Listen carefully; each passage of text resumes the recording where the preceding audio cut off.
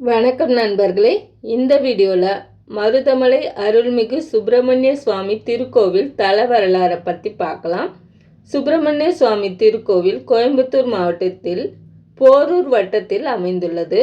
கோவை நகரிலிருந்து சுமார் 15 கிலோமீட்டர் தொலைவில் மேற்கு தொடர்ச்சி மலையில் ஒரு பகுதியாக மருதமலையின் உச்சியில் கடல் மட்டத்திலிருந்து சுமார் 741 மீட்டர் உயரத்தில் இயற்கை எழில் சூழ இந்த கோயில் அமைந்துள்ளது. இது முருகப்பெருமானோட 7வது படை வீடு என போற்றப்படுகிறது. இந்த தலத்தோட பெயர் விளக்கம், மருத மரங்கள் மிகுதியாக இருப்பதால் இம்மலையை மருதமலை அப்படின்னு அழைக்கிறாங்க. மூலவர் சுப்பிரமணிய சுவாமி, மருதாச்சலமூர்த்தி, மருதப்பன், தண்டாயுதபாணி என்றும் அழைக்கப்படுகிறார். இங்கே உள்ள அம்மன் வள்ளி தெய்வானை. தல விருட்சம் மருதமரம், தீர்த்தம் மருது சுனை. இந்த கோவில் 12ஆம் நூற்றாண்டை சேர்ந்தது. சுமார் 1600 ஆண்டுகள் பழமை வாய்ந்தது அப்படின்னு கருதப்படுது. கொங்கு சோழர்கள், கொங்கு வேட்டுவ கவுண்டர் மன்னர்கள் போன்றவர்களால் கட்டப்பட்டு பராமரிக்கப்பட்டது. போரூர் புராணம், காஞ்சி புராணம், அருணகிரிநாதரின் திருப்புகழ் ஆகியவற்றில் மருதமலை சிறப்பாக போற்றப்படுகிறது. போரூர் புராணத்தில் மருத வரைபடலம் என்னும் பகுதியில் இத்தலம் விவரிக்கப்பட்டது. சூரபத்மனை வதம் செய்த பின்னர் முருகப்பெருமான் இம்மலையில் இளைப்பாறியதாக ஒரு ஐதீகம் உள்ளது. சிவன், பார்வதி, முருகன் மூவரும் வெள்ளிங்கிரி, நீலி, மருதமலை என 3 மலைகளில் அவதரித்ததாகவும் சொல்லப்படுகிறது. இந்த கோவிலை பற்றி கூறும்போது பாம்பாட்டி சித்தரின் வரலாறையும் சொல்லியே ஆகணும்.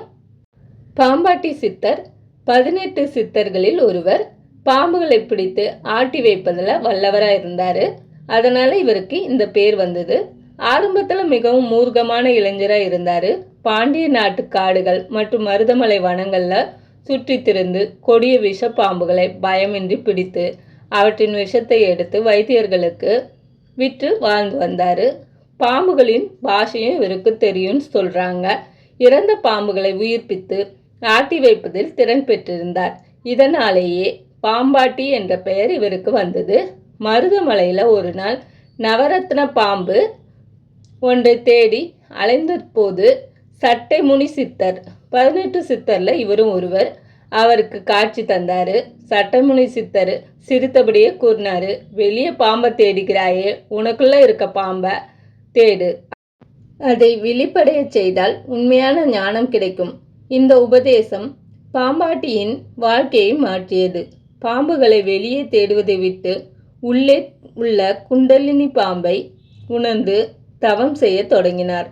மருதமலையில் மரத்தடியில் தவம் இருந்தபோது முருகப்பெருமான் சர்வரூபத்தில் காட்சி தந்தார். பின்னர் வள்ளி தெய்வானையுடன் தரிசனம் அளித்து மருது சுனை தீர்த்தத்தை அளித்து அருள் புரிந்தார். முருகன் தன் ஆன்மீக சக்தி மூலம் சித்தரை சோதிக்கவும் செய்ததாக கூறப்படுகிறது. ஒருமுறை பெரிய பாறை உருண்டு வர அதை நிறுத்தி அபாயத்தை தடுத்தார். இதனால் மருதமலை முருகன் கோவிலில் பாம்பாட்டி சித்தர் குகை உள்ளது. கோவில் சந்நிதிக்கும் குகைக்கும் இடையே சுரங்கப்பாதை இருப்பதாக ஐதீகம்.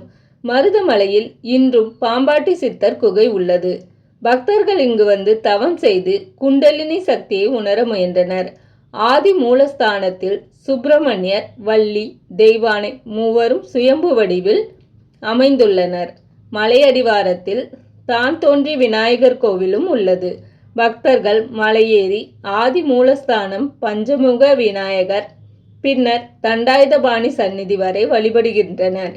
இம்மலை மருத்துவ மூலிகைகள் நிறைந்தது. உடல் மன உளைச்சல்களை நீக்கும் சக்தியும் கொண்டதாக நம்பப்படுகிறது. முருகனின் அருளால் பக்தர்களுக்கு அபயம் அளிக்கும் தலமாக போற்றப்படுகிறது.